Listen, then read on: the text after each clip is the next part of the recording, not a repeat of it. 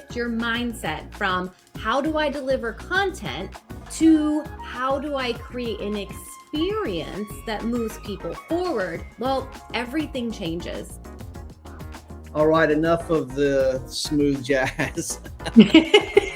So relaxing though. I know. I love it. That guy, Paul Hardcastle, he was creating music back in the 80s in England when the new wave thing was going. So he started off life doing kind of smooth jazzy type influenced new wave music back then, and now he's gone full hog into ultra silky smooth jazz, which I like when I want to chill out.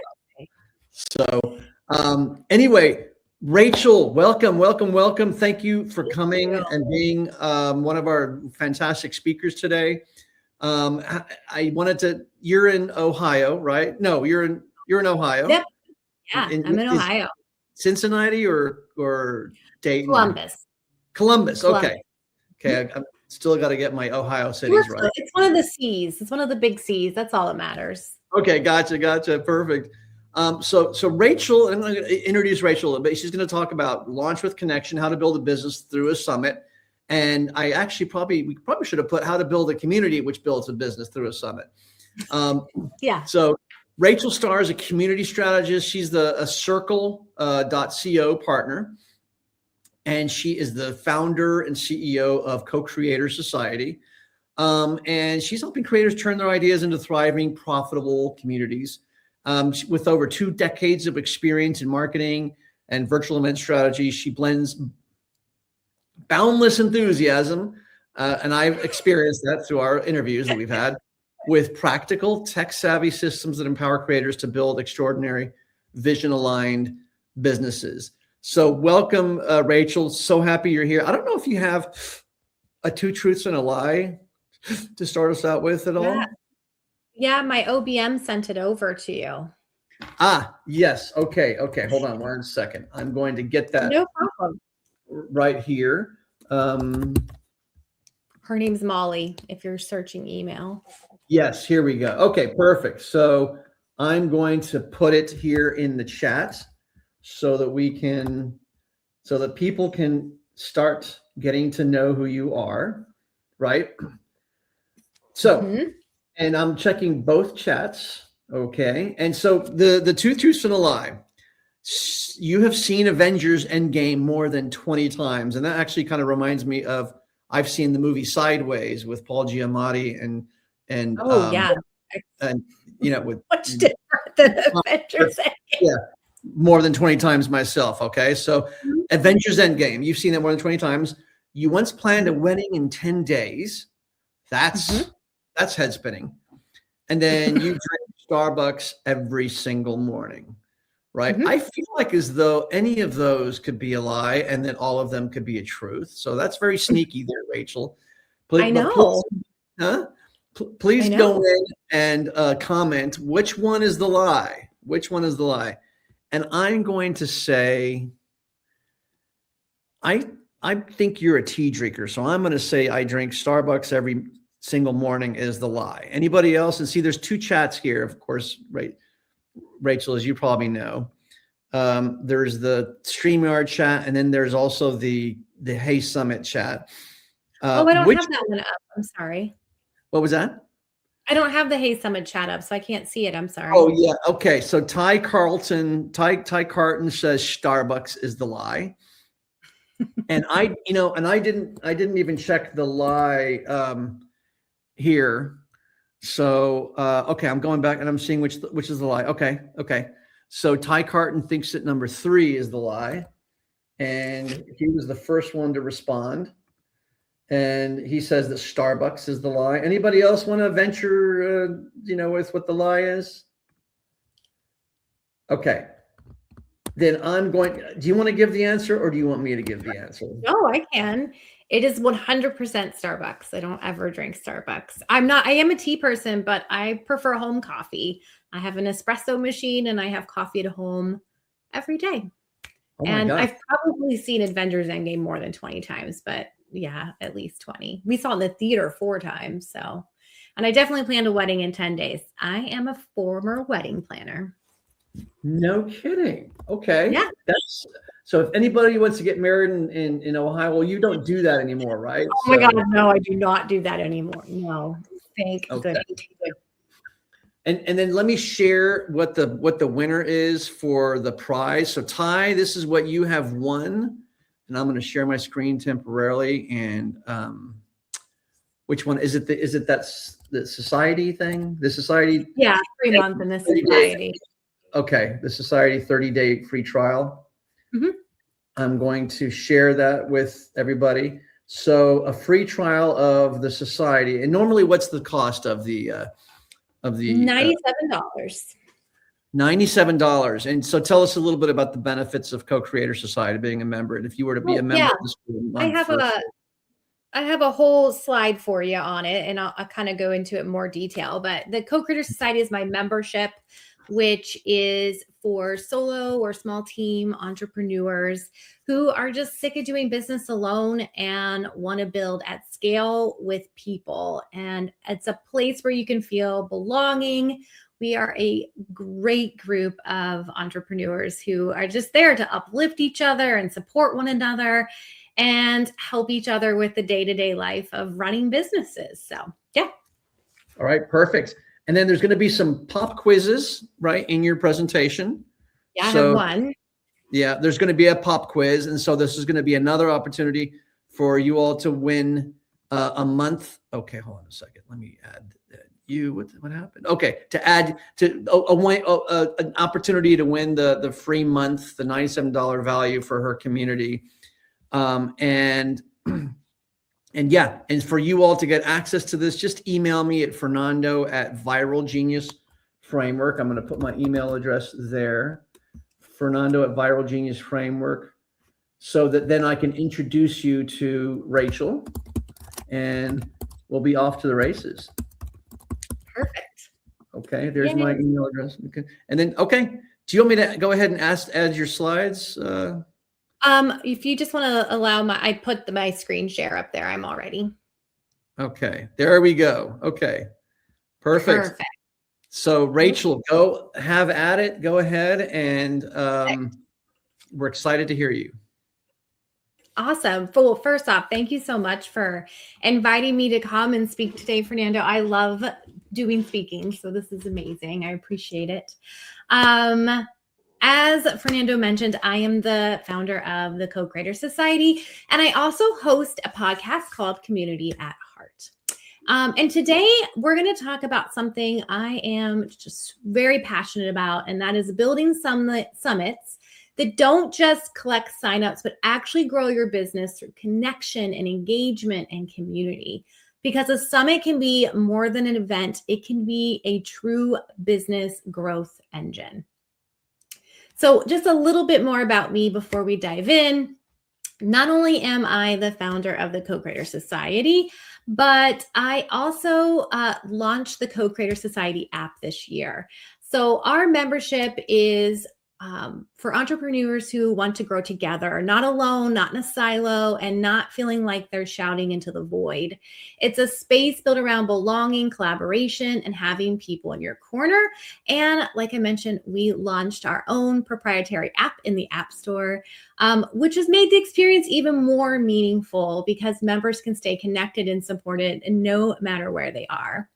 I'm also a Circle certified partner, and I work one-on-one with top creators and organizations to build high-performing communities and engaging experiences inside Circle. And like I mentioned, I host the Community at Heart podcast, where I share practical strategies, behind-the-scene lessons, and real truths about making communities thrive. So everything I'm sharing with you today comes from hands-on experience, building communities and summits, and helping people create experiences that actually make others feel like they belong. All right, so let's get real for a second about summits, because this is where most hosts, most speakers, and honestly, most attendees have the same experience, and it's not a great one. Most summits look amazing on paper. You've got this great lineup, you've got the slick graphics, you've got 25 speakers covering every topic under the sun.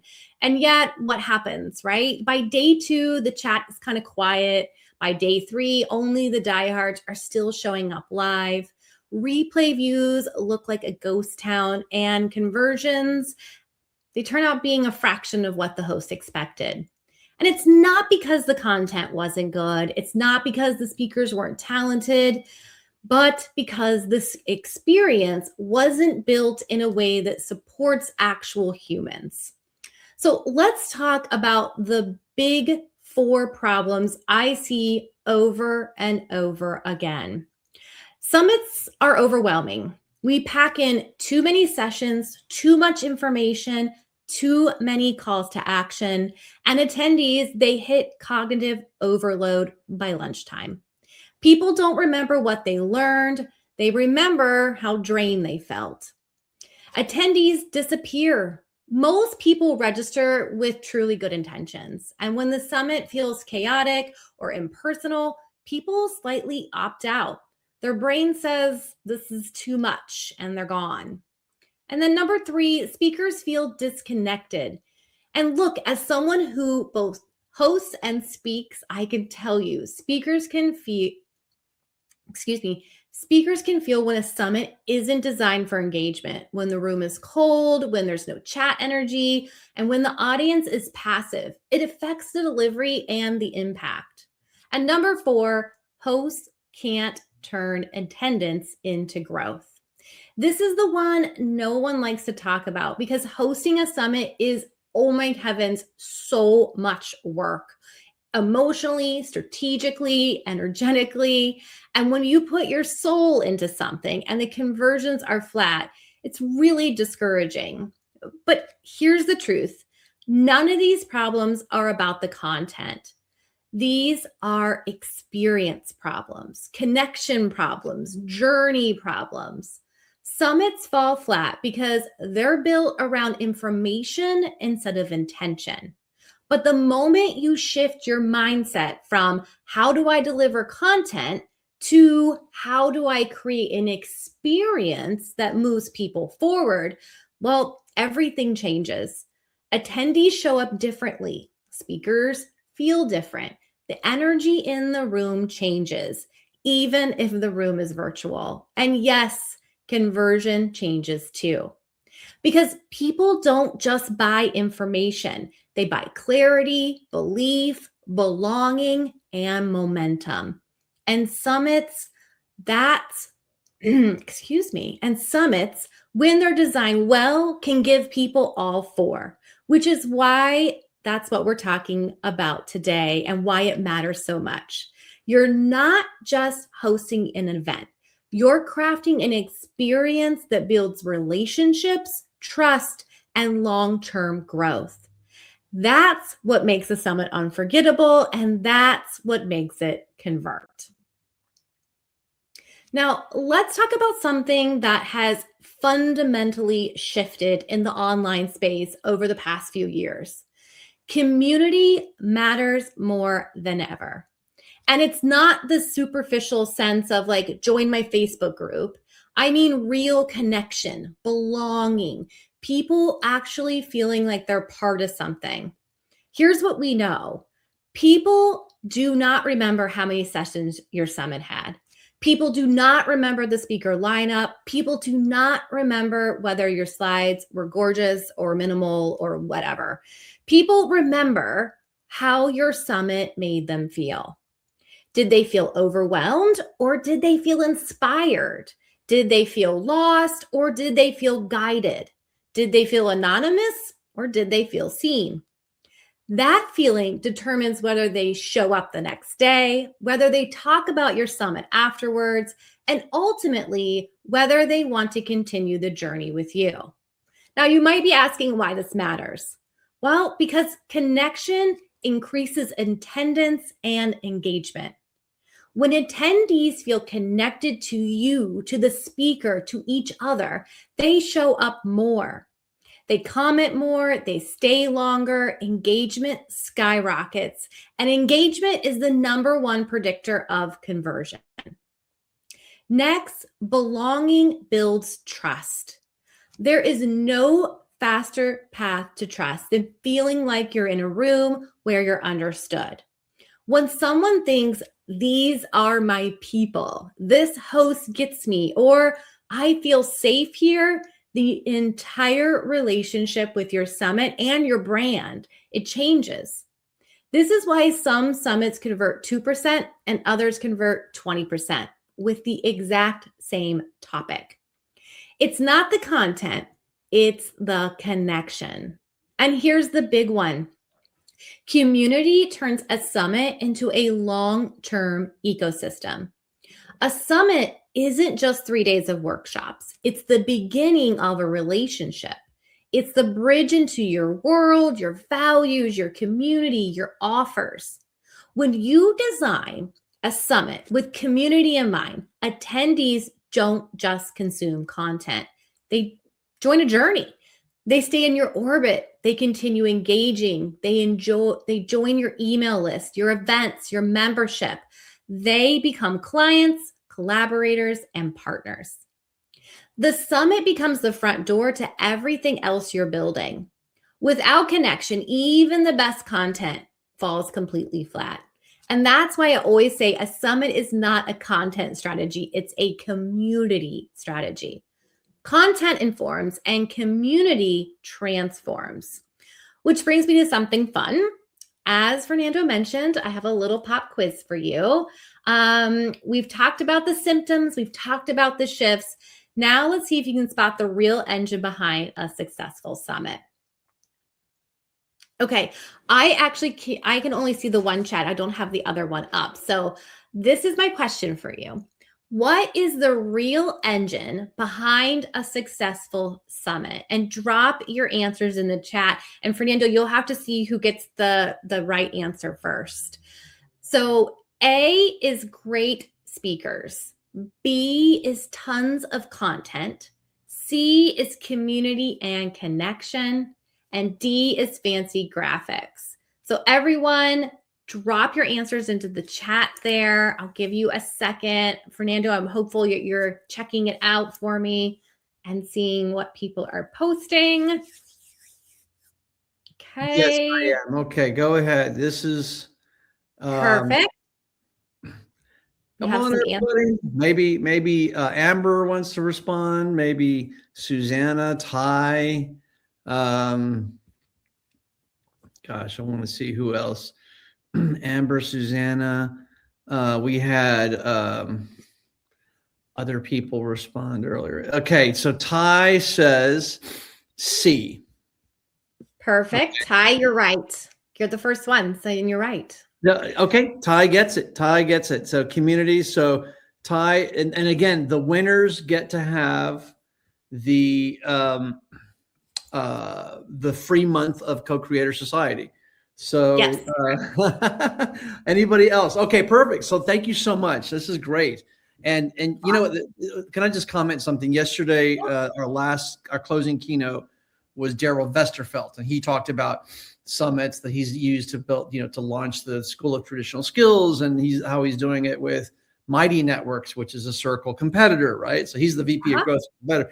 But he was talking about how the founder of Mighty Networks, Gina Bianchini, convinced him that the best way to make money online now, or the easiest way to get introduced to making money online, is community now, as opposed to courses. Because he was a true blue believer in that courses is the best first way to make money online. And back when it was a kind of a new thing, back in 2008, 2009, he said, sure, it was, but now it's community. And so he's come around to the same conclusion that you have. Yeah. I mean, my business is built on it and I'm very successful. So perfect. Well, Ty, we're going to just have to give you 2 months. It's not a problem. Okay. So as you know, the correct answer is C. And truly, you can have the best speakers and you can have the most beautiful branding imaginable, and you can have more content than anyone could ever consume. But if people don't feel connected to you, to the speakers, to each other, a summit will really fall flat. So community is the engine and connection is the spark. And this is what keeps attendees engaged. And this is what builds trust. And this is what makes people want to stay in your world after the summit ends. And that right there is where the transformation and honestly, the conversion begins. Okay, so now we know community and connection are true engines of successful summits. I want to walk you through how we built those principles into the Co-Creator Growth Summit that we hosted back in October, because this summit was intentionally designed from top to bottom to create engagement, ease, and long-term growth. So I want to walk you through how I had it structured. So first off, the entire thing, of course, lived inside of Circle and therefore inside of our own app that we have in the App Store. We actually launched the app and the summit at the same time. And this is really important because hosting everything inside Circle gave attendees a single streamlined hub. By launching the summit inside of our own app, that made the experience even more accessible and engaging because people could watch sessions, join daily chats, and participate in live panels right from their phone, anywhere, anytime. And that mobility reduced friction and increased attendance. It also elevated the summit experience because boy, oh boy, did it feel elevated, professional, polished, and cohesive. So not like a patchwork of tech kind of stitched together. So ease is a growth strategy and the app made everything much easier. We released daily pre-recorded sessions. So we had 24 hours to watch those sessions as a free attendee. Each morning, attendees received a fresh batch of pre-recorded sessions, and then they had 24 hours to watch them before those videos came down for the free ticket holders. Now, I want you to know that we were very intentional in having 8 to 9 of those sessions a day, and they were roughly 20-ish minutes. We wanted to make the day consumable for a free user, but not so overwhelming that they felt like they had to upgrade to the all access pass. So this created momentum, simplicity, and a natural reason to stay engaged daily, and a gentle nudge towards our AAP. It gave people structure without overwhelm. We also hosted live daily panels, and it was probably like the biggest connection moments or aha moments happened during these panels. I mean, it really was when the magic happened for us. So speakers came together live, attendees got to interact with them, and the conversations felt dynamic and they were human and rooted. Panels can help people connect with personalities and then not just content, and they make your summit feel alive. So then we also use daily chat threads for takeaways and interactions. So after the pre-recorded sessions dropped, we opened a daily chat thread inside the community. Attendees share their takeaways, insights, reactions, and questions. And speakers popped in throughout the day to respond, offer perspective, and connect with people. And this created a sense of community around the content without requiring in-session chat on every video. And it kept things simple and structured and social, and again, all in one spot. So replays were intentionally structured to upgrade free users without overwhelming them. So we had our free attendees who got the 24 hours access to the daily podcast feed. We also did a podcast feed. And then we removed that each morning, but all access pass attendees got full replay access for an entire calendar year, access to the private podcast for a year, and the ability to revisit and implement at their own pace. The design wasn't restrictive. It was super strategic. It helped free users stay focused and help the right people upgrade when they wanted to have that ongoing access. So everything was built around connection, ease, and belonging.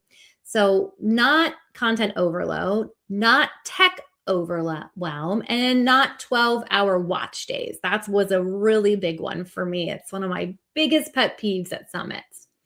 Every decision was made with one question: how can we help attendees feel supported, connected, and part of something? And the results showed it. We had really high live attendance, strong community engagement, speakers who stayed involved and actually joined into the membership afterwards, and long-term community growth as attendees joined our ecosystem. The summit didn't end on the final day. It rolled right into the next chapter of our community. Because when you create a summit driven by connection, you're not just hosting an event, you're inviting people into a journey. And this is the power of a connection first summit. It doesn't just educate, it activates, it brings people together, and it builds trust and momentum that grows your business long after the event ends. Okay, now that you've seen the power of connection firsthand and how we made that happen inside the Co-Creator Growth Summit, I want to walk you through the exact framework I use when I build summits for myself and for my clients. Because once you understand these pieces, you will, I swear, never host a summit the same way again. And I'm going to break down each one. So number one is attract aligned speakers.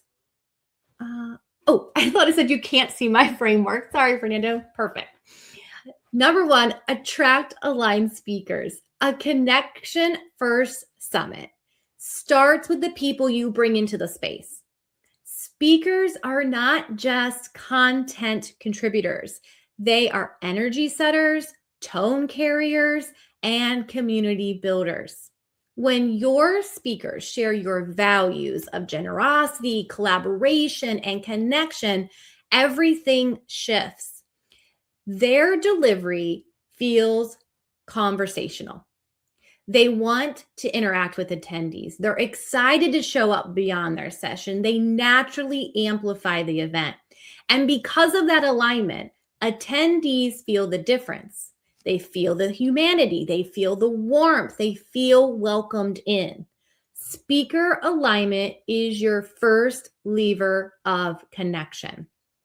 Now, number two is to design for interaction, not consumption. And this might be the single biggest shift you can make. Whenever we make these shifts with clients, they always see it's so interesting to watch the psychology behind it. Most summits are designed like online courses. Watch this, then that, then this, but interaction is what creates memory, connection, and ultimately conversion. And interaction can look like a lot of different things, but here are a few of my favorites. Live daily panels, chat threads for takeaways, prompts or reflection questions, speaker drive-bys in the comments. That one is very popular. Invitations to share insights or experiences. When attendees participate, they become engaged. And when they're engaged, they feel connected, and connection is where transformation and conversions happen. Number three, this one is chef's kiss when you get it right. Build one simple home base. One of the most powerful decisions we made for the Co-Creator Growth Summit was hosting everything inside one hub inside of our circle community. This gave attendees a single unified home. So not scattered tech, not messy logistics. Your summit should feel like a space, not a collection of links. Your home base creates ease, safety, clarity, confidence, and momentum. And that leads to higher attendance and deeper engagement. And number four, create built-in connection moments. And notice I said create because you do have to mastermind these. These moments are small, but they are transformational. Connection moments can be things like daily chat threads, a speaker replying to someone's takeaway, attendees sharing their progress, live panel discussions, or a simple "what was your biggest aha" prompt. We tend to underestimate how powerful these little touch points are. People don't need a 30-minute networking session. They need a 30-second moment of feeling seen. And when you design your summit to create those moments automatically, you build community without forcing it. All right. And then when you use your summit as a launchpad, this is where the real magic happens. A connection first summit builds trust, momentum, excitement, belonging, and readiness. All of those things become the foundation of your next offer, whether it's a membership, a program, an all access pass, whatever that next step is, even if it's just a simple email sequence. The key here is that you're not pushing people, you're leading them. And the summit is the first step in that relationship. Your offer is simply the next step. And when the next step feels natural and aligned and supported, people take it. So this framework aligns speakers, real interaction, a simple home base, built-in connection moments, and a clear next step is how you turn a summit into a business growth engine. It's not about doing more, it's about designing better. And it's about leading with connection from the very beginning. All right. Okay, so I want to give you a peek inside of what it actually looked like. So this is a screenshot from inside of our summit, and this is our summit hub, is what we called it. And it's the space that we built, and everything lived here. And I just kind of want to walk you through the pieces of it. So number one, we had a fully branded summit space. There's a lot of white space. It's really clean, and that was really important to me. So we designed a summit hub to feel like an experience, not just a folder of links. It's branded, that layout, the structure, everything communicated. You're in the right place and you belong here. A well-designed hub reduces overwhelm and increases confidence immediately. Number two, our built-in chat for real-time connection. We use a dedicated chat space where attendees could drop takeaways, share insights, and interact with speakers. This thread became the heartbeat of the event. People were in there all day, reacting to sessions and celebrating each other's wins, and it kept the summit alive even when sessions were pre-recorded or kind of outside of business hours. Number three was our daily panel discussions. So each day had a live panel right inside the hub. Attendees always knew where to find it, how to join, where the conversations were happening. And the panels really created real-time energy for us. And by hosting them right inside the community, attendees never had to bounce around or track down a Zoom link or whatever it might be. Number four, we had clear, intuitive navigation. So we kept the layout incredibly simple. We kept our sidebar very clean. Watch today's sessions, join today's panel, drop your takeaways, access the podcast feed. Did you want to upgrade? But we weren't salesy or pushy. There was no confusion, no hunting, no overwhelm. A clear navigation menu creates a psychological like safety net, and people stay longer when they aren't confused. Number five, easy access to all sessions. So each day's pre-recorded sessions were grouped in one place. Attendees could scroll, click, watch, or listen inside the hub. No downloading, no redirecting outside of the podcast feeds. And you didn't even actually have to leave, but we actually set our private podcast feed up so that you could access it from Apple or Spotify as well, which turned out to be very, very popular. It was by far our most loved feature. And we actually even made it available each 24-hour increment. So I've seen a lot of summits do a private podcast feed, and I thought, they kind of leave out the free attendees. So we went one step more and actually offered that at 24-hour increments as well. And then people could listen in their car, on a walk, while doing chores. And truly, that flexibility significantly increased content consumption. When we went back and looked at data, I was pleasantly surprised that we had about 25% of our overall listenership came from the private podcast. Number 7, everything was in one hub, like I mentioned, accessible on the desktop and in the app. One thing our attendees, they kept mentioning over and over to us is just how thoughtful our design and their journey was. So whether they were on their laptop during their workday or checking their phone, they could access the summit and experience it all in one spot. So then when you make your summit this easy to navigate, when everything lives in one branded welcoming space, people naturally stay engaged longer because they're not getting frustrated and all that friction is gone. They watch more sessions, they join more conversations, and ultimately they feel more connected to the event and then the community around it.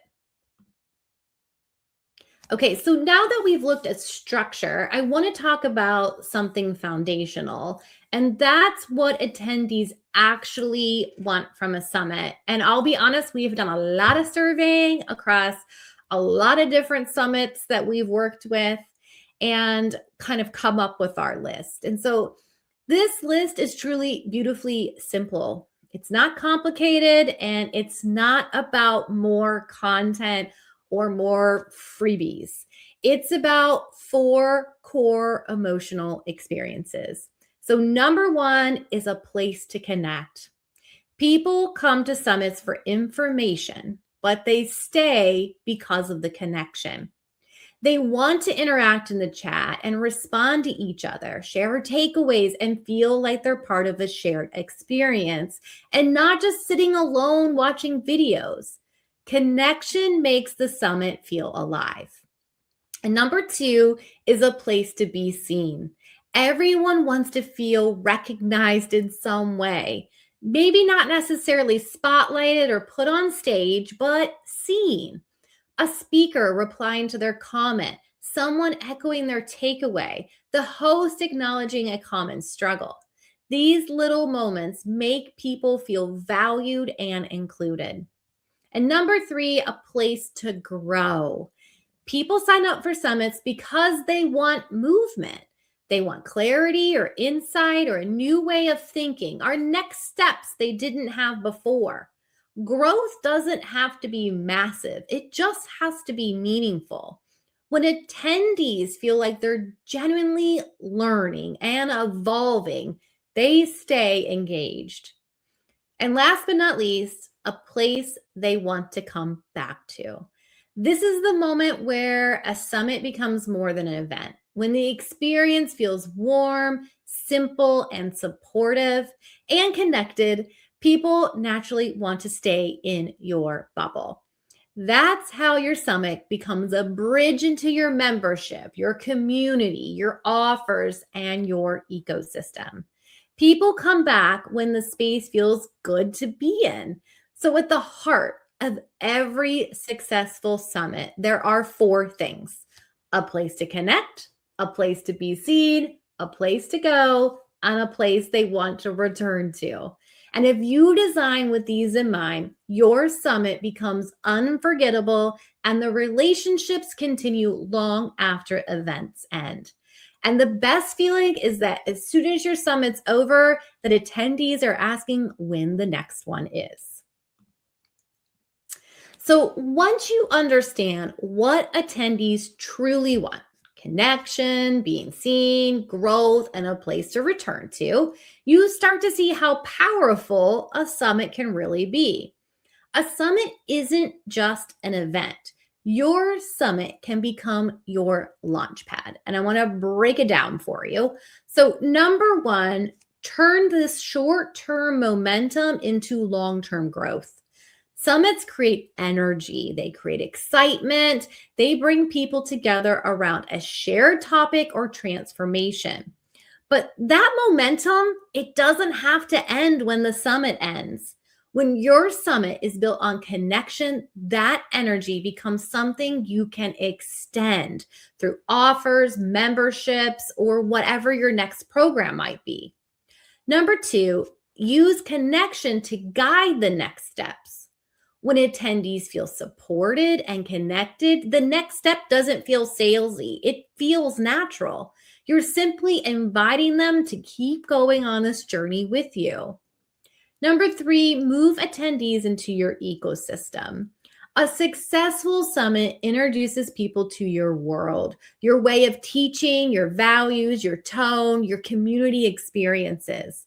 From there, it becomes so much easier for them to take the next aligned step because they already trust you.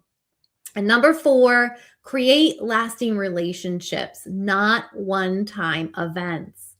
A connection first summit doesn't end, it evolves.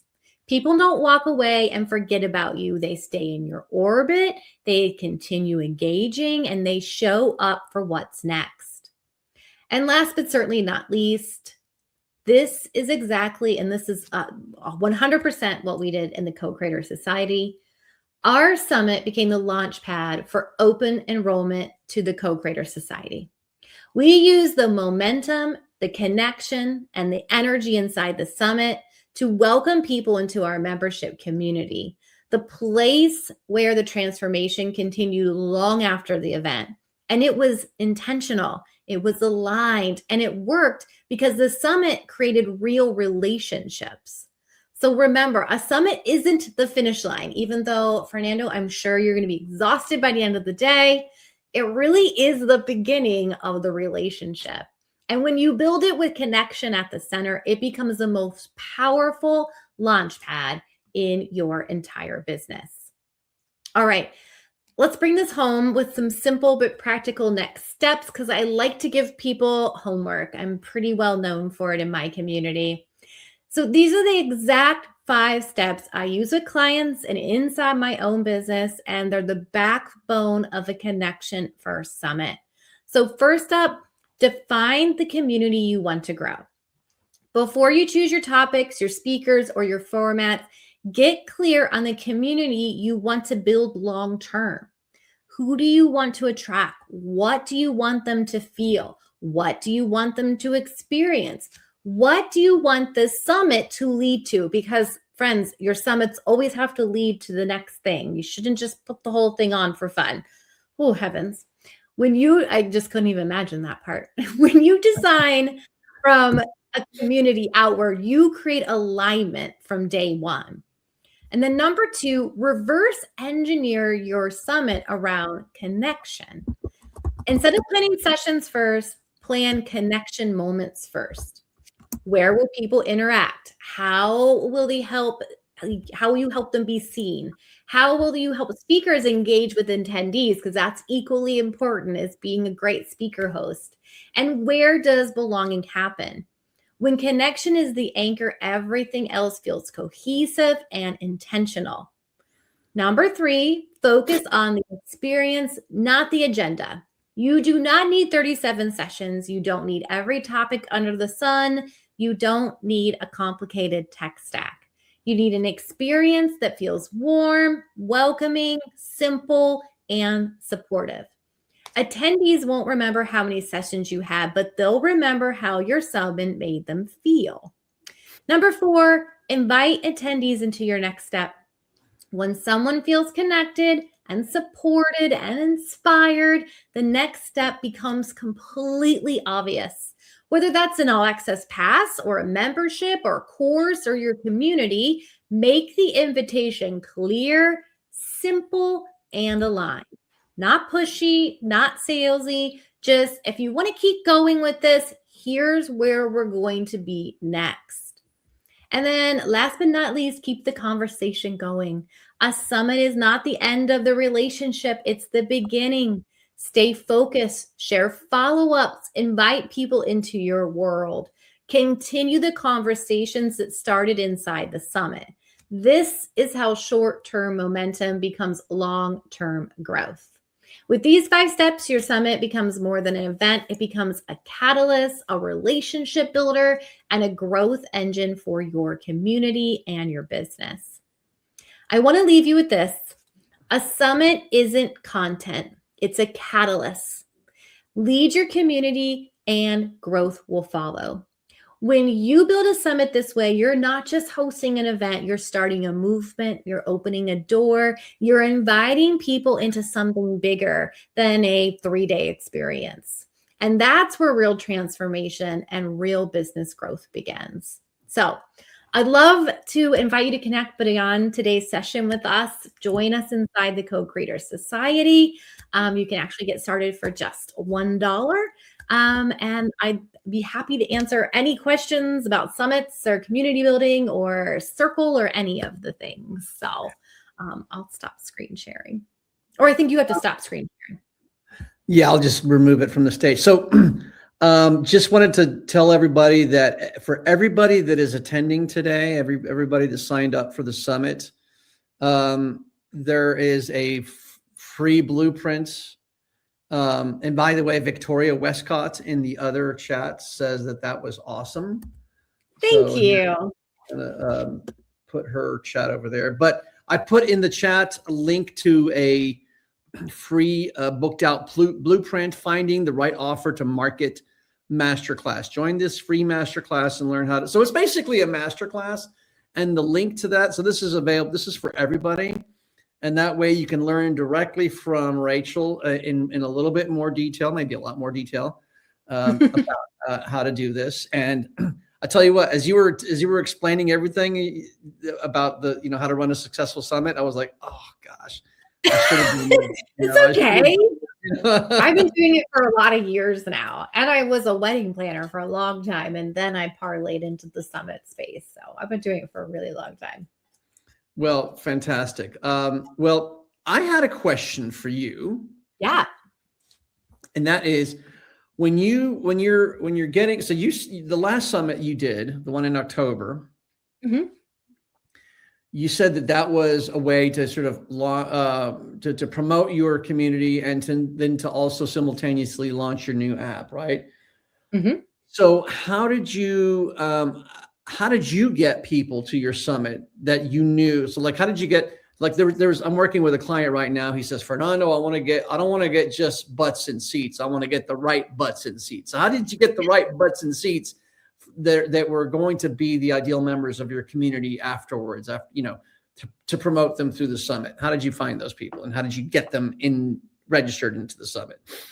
Yeah. So I do something, pretty different than most people. So the first thing I do is I curate my topics first and I lay out exactly what I want on each day.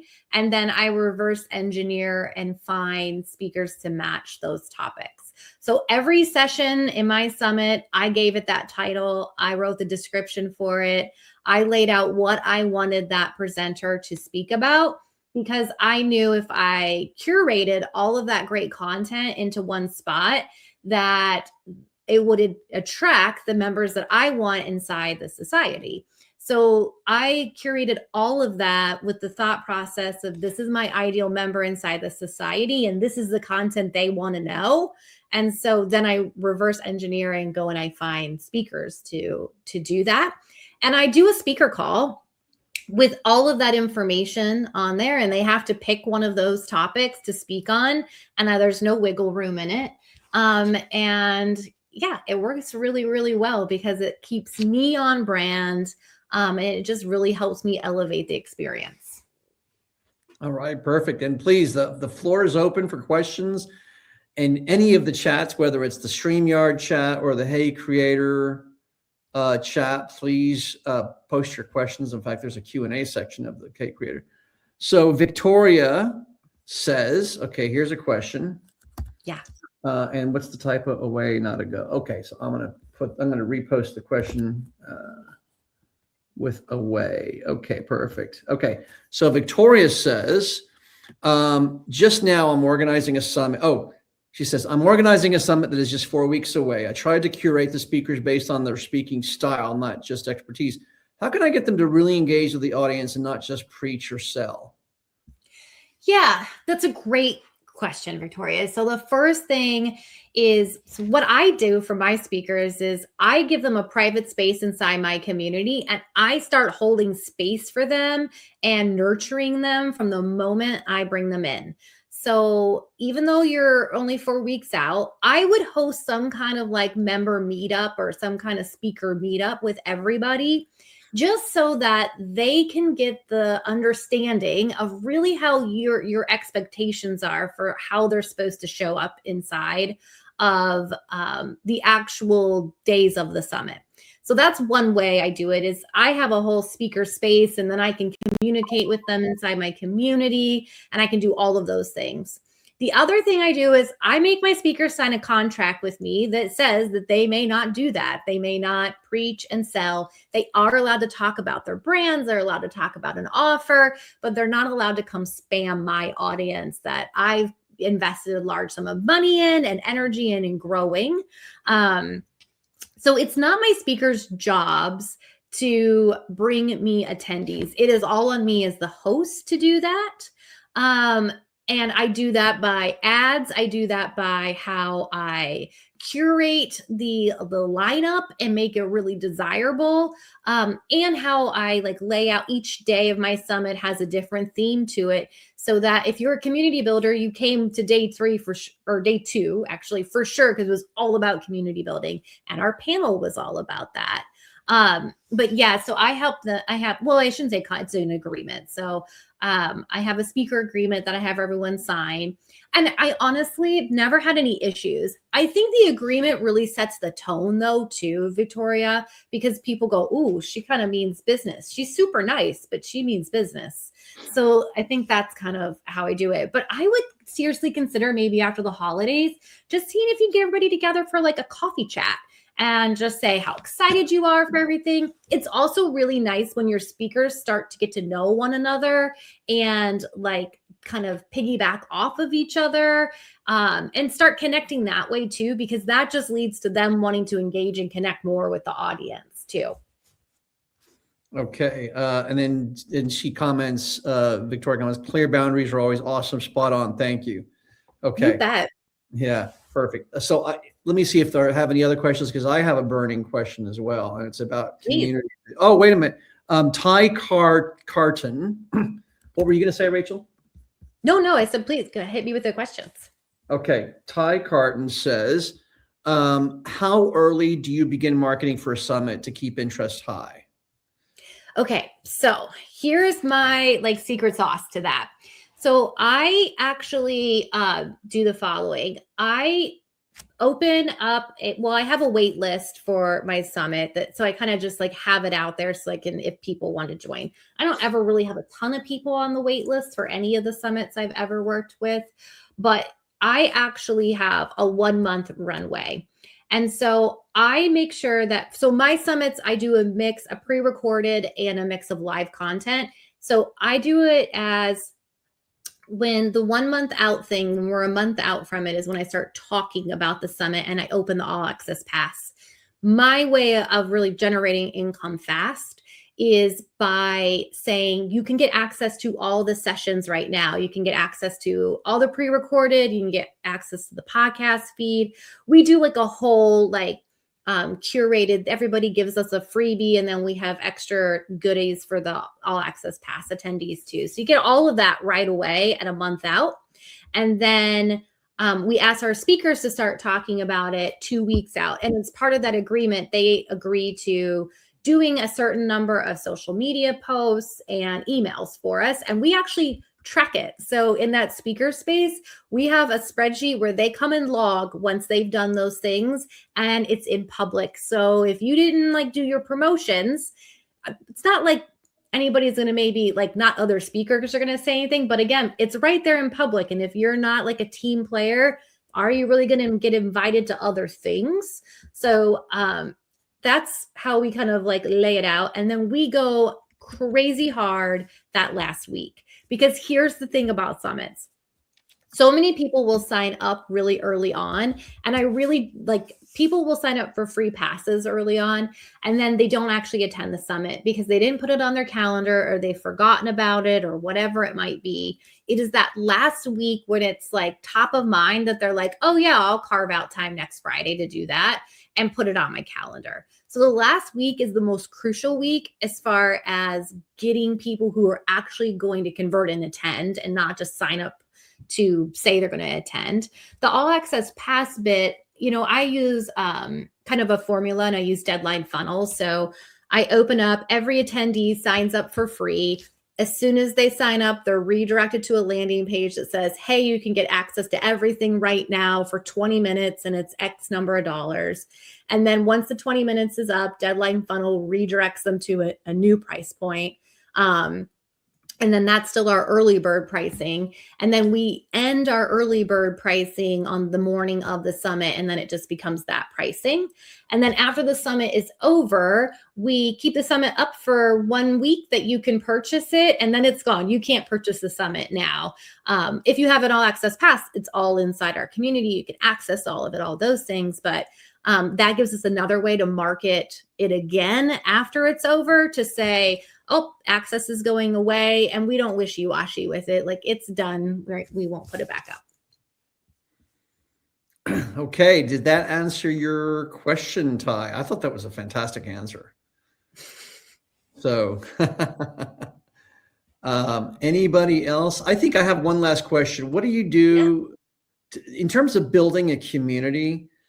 Like, how do you, because I've always thought that was like almost like a black box. It's like so inscrutable, It's like, how do you actually get people to want to join and pay for becoming a member of your community?